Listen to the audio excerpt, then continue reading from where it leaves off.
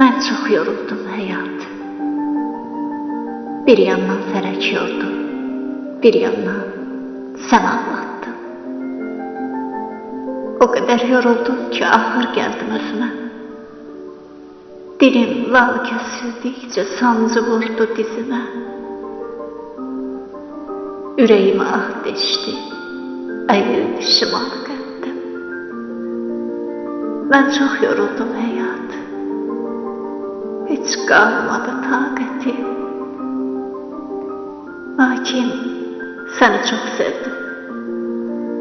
Yaşamağa can atdım. Bütün kaprizlərini çəkib məğrur sinəmə ömrü, günü aldatdım.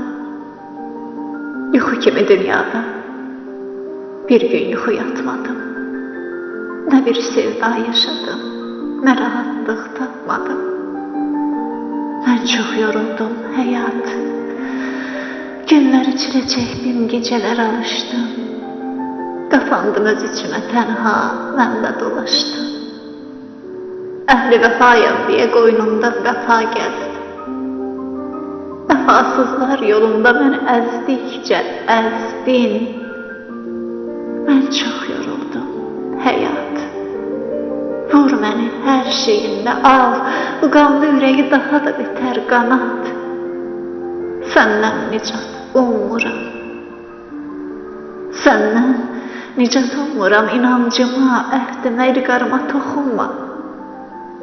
Solan sevdamı yaşat. Solan sevdamı yaşat.